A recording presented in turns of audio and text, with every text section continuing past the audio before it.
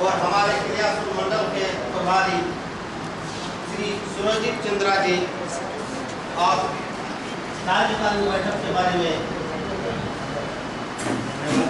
महोदय जी, उपस्थित शासन सभी को एवं यहाँ आए सम्मानित देवतुल्य कार्यकर्तागणों को हम लोग अभिनंदन करते हैं कि आप लोग अपने बहुमूल्य समय निकाल के इस कार्यकारिणी बैठक में शामिल हुए हैं।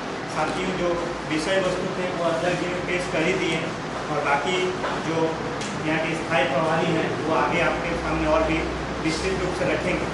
मैं यही कहूँगा कि जो हम लोग आए हैं, सांगठनिक ढांचा को कैसे मजबूत करें, अध्यक्ष जी के हाथों को कैसे मजबूत करें और क्रियाशील मंडल को कैसे अव्वल स्थान जो अभी है उसको और कैसे अव्वल स्थान पर ले जाए, उस पर हम लोग को ध्यान देना है। बहुत सारी चीज़ देख रहे हैं संगठन में, जब किसी को जिम्मा दिया जाता है तो वो जिम्मा से भागता है और कुछ ना कुछ बहाना करते हैं। लेकिन ये जो बहाना करके आप कब तक बचिएगा? या तो आप काम कीजिए या तो अपना स्थान छोड़ दीजिए। आप बहाना करेंगे कि हमको फलाना इतना जिम्मा दे दे रहा, मैं कैसे काम करूंगा, ये अक्सर हो रहा है, हर मंडल में हो रहा। हम लोग जा रहे हैं, बहुत सारे जो कार्यक्रम हमारा जिला से प्रदेश से हम लोग को जो संयोजक बनाया जाता है, सह संयोजक बनाया जाता है, प्रभारी बनाया जाता है, तो हम लोग को इस सामना करना पड़ता है कि हर कार्यकर्ता एक ज़्यादा से ज़्यादा कार्यकर्ता हम सक्षम नहीं है। आप सक्षम नहीं तो संगठन आपको जबरदस्ती नहीं बोल रहा कि आप काम कीजिए। आपने खुद अपने इच्छा से पैरवी से पद लेते हैं। पद लेने के टाइम तो ये तो ऊपर से नीचे तक पैरवी लगा देते हैं, लेकिन जब संगठन में काम लेके हम लोग धरातल पे जाते हैं तो हम लोग के सामने रोना गाना आप लोग चालू कर देते हैं। क्या आपको कोई बोला है प्रदेश से या मंडल से या जिला से कि आप फलाना पद में रहिए और काम कीजिए? कभी नहीं बोला जाता। अगर आप सक्षम नहीं है तो आप साधारण जिम्मेदारी लेके पार्टी का सदस्यता जैसे है वैसे रहिए, बड़ा जिम्मेदारी से मुक्त हो जाइए और संगठन का काम दूसरा को दीजिए। जो इच्छुक है, जो आगे नेतागिरी करना चाहता है, जो नेता बनने के लिए सक्षम है, वैसे व्यक्ति को मौका दीजिए। आप पद भी ले लीजिएगा, काम भी नहीं दीजिएगा और बोलिएगा कि मंडल अध्यक्ष का जिम्मेदारी है, जिला अध्यक्ष का जिम्मेदारी है, प्रभारी का जिम्मेदारी है और प्रदेश के सामने हम लोग का सब नीचा होगा। ऐसा नहीं होना चाहिए। मैं सीधा बोलता, बुरा लगे तो बुरा लगे, उसमें कोई दिक्कत नहीं। इस फील्ड में हम लोग को जाना पड़ रहा है काम लेने के लिए। अभी बूथ सशक्तिकरण हुआ जिसमें मैं बताया देता हूँ गोपाल जी को, जो सबसे पहले बूथ कलेक्ट करके, बूथ कमेटी कलेक्ट करके जमा दिया, इसलिए उनको वहाँ भी प्रोत्साहन मिला।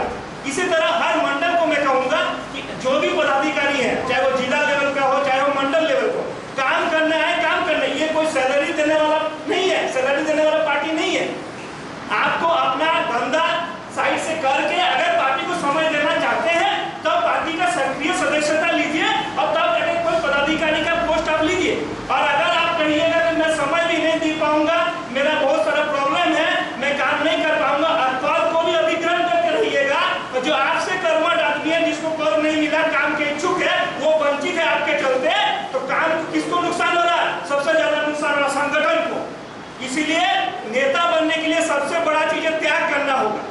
आप लोग सब पार्टी से क्यों जोड़ते हैं? क्योंकि सबका एक महत्वाकांक्षा है कि आने वाले 10 साल में, आने वाले 5 साल में मैं नेता बनूं। यही है ना? कोई जबरदस्ती घर से बुला के किसी को नहीं पद दिया जाता है। तो जब आपको नेता बनने का शौक है और आप काम नहीं कीजिएगा और पार्टी संगठन को धीरे धीरे कमजोर कीजिएगा, ऐसा नहीं होने वाला। या तो काम कीजिए या संगठन को छोड़ दीजिए। आप सदस्यता लेके रहिए, आपको कोई जिम्मेदारी नहीं दिया जाएगा।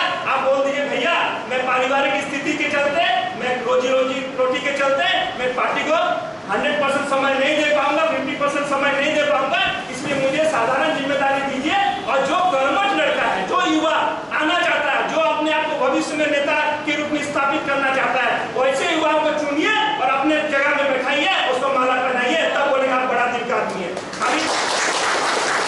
बुराई करने से नहीं होता। आप देखते हैं, मैं एक उदाहरण देता हूँ।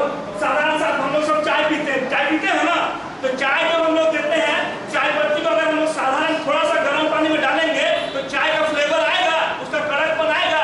उस चाय का कड़कपन कब आएगा? जब उसको खौलता हुआ पानी में गिराएंगे।